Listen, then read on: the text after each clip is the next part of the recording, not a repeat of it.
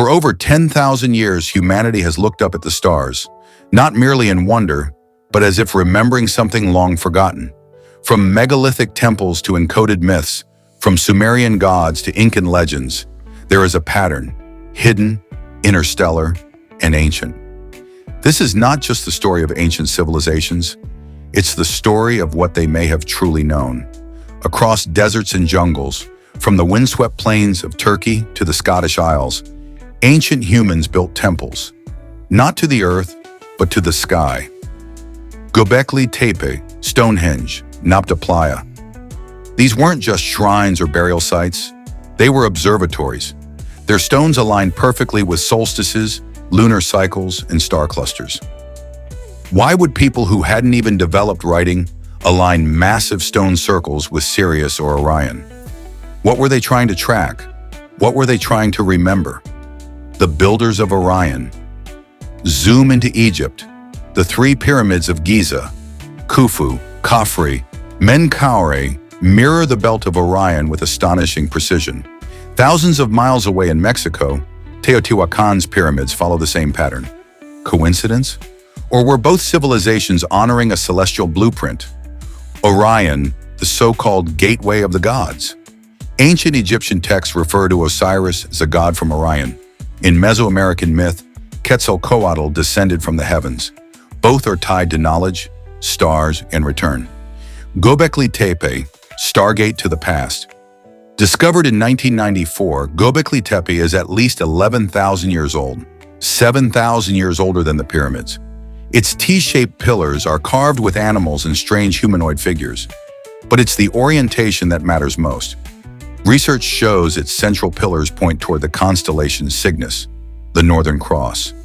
Why would hunter-gatherers build an astronomical observatory? Who taught them the stars?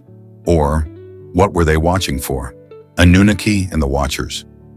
Sumer, 6,000 years ago. The first known civilization. Writing, law, agriculture, all credited to beings called Anunnaki.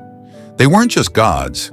The tablets say they came from the sky, from a planet called Nibiru. They genetically modified humans. They taught us mathematics, astronomy, and timekeeping. Skeptical? Even the Bible echoes it. Genesis 6, the sons of God came unto the daughters of men. These were the Watchers, the Nephilim, fallen stars and their visitors, the Sirius mystery. In Mali, West Africa, the Dogon people possess impossible knowledge.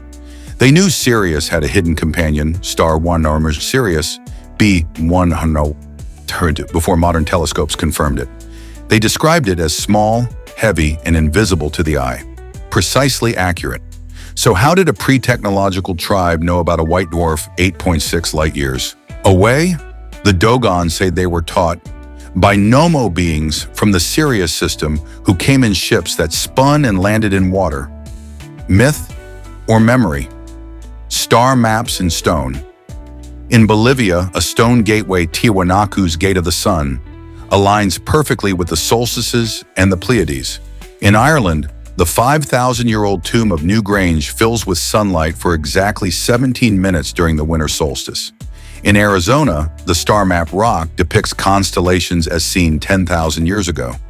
Were ancient people simply astronomers, or were they marking important return dates or departures? The forgotten engineers.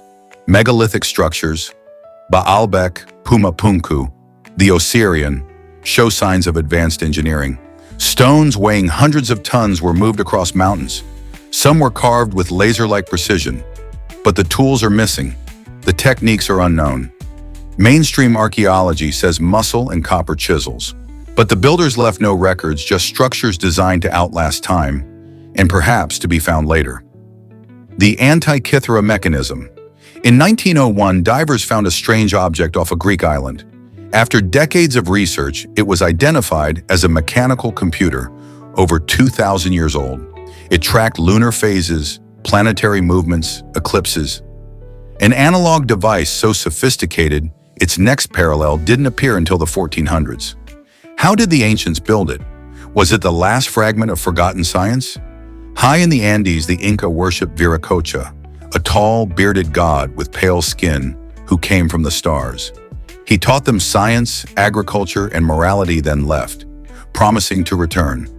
He mirrors Quetzalcoatl, Osiris, and even Owans of Babylon. Different names, same being. Were these gods one entity remembered across cultures, or multiple visitors? Chariots of the gods. Ancient Indian texts describe flying ships, vimanas, capable of navigating the heavens and firing weapons. More powerful than any seen until modern times, the narrator said intriguingly. The Mahabharata speaks of fireballs, radiation sickness, and cities reduced to glass. Were these metaphors or eyewitness accounts? The narrator pondered contemplatively. If these were ancient alien crafts, the evidence is encoded not in stone, but in scripture, the narrator concluded, exploring the idea. The pyramids of the world, Egypt, Sudan, Iraq, China, Mexico, Indonesia, all built pyramids. Why?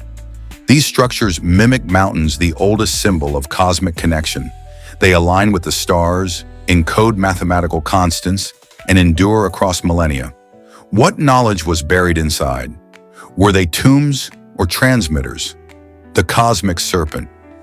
Among shamans of the Amazon, a recurring vision appears. Twin serpents intertwine DNA. Without microscopes, how did they describe the double helix? Their answer? The plants told them. The spirits of the jungle shared this knowledge from above. Entheogens like ayahuasca are said to open a channel, a cosmic Wi-Fi to ancient intelligence. Are these visions, hallucinations, or contact? The lost city of Z. Deep in the Amazon, myths tell of a once great city built by star people.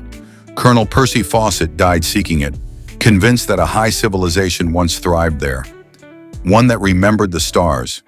In recent years, LiDAR has revealed massive buried cityscapes. Had we dismissed the legends too quickly? Alien artifacts or hoaxes?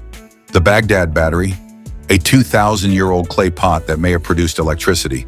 The crystal skulls carved with technology no ancient people should have possessed. The Saqqara bird, a model that flies. Each dismissed, each unexplained. If they are fakes, who faked them and why? If not, who made them? Messages in myth, the Epic of Gilgamesh, the Book of Enoch, the Popol Vuh all speak of sky beings, divine punishment, floods, and rebirth. Patterns repeat, beings from above, cataclysms, hidden knowledge. Myths are not lies. They are truths encoded in poetry. Were they trying to preserve what history would forget? Ancient sound and vibration technology. Legends claim the stones of the pyramids were floated into place using sound. At Coral Castle, a man moved tons of rock alone, claiming to know the secrets of the ancients. Tibetan monks use vibration to levitate objects. Did ancient builders use sound as a tool? The fall of the Star Children, Atlantis, Lemuria, the Golden Age. Myths speak of a fall, a time when higher beings vanished and humans were left to rebuild.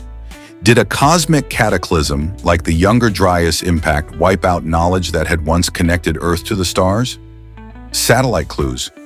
Modern satellites have discovered Nazca-style geoglyphs in the Middle East, entire cities hidden beneath the Amazon, star alignments only visible from space.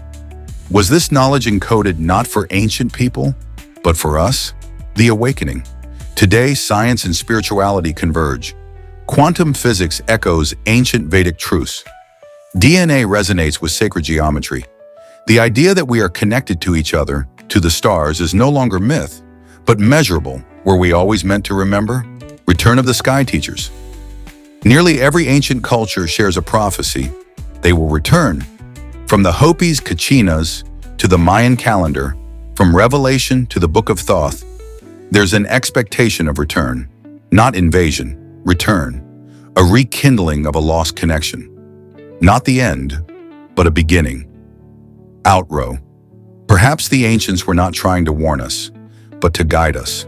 Perhaps we are not discovering these secrets by accident, but because the time has come. We were never alone. We were always part of the stars.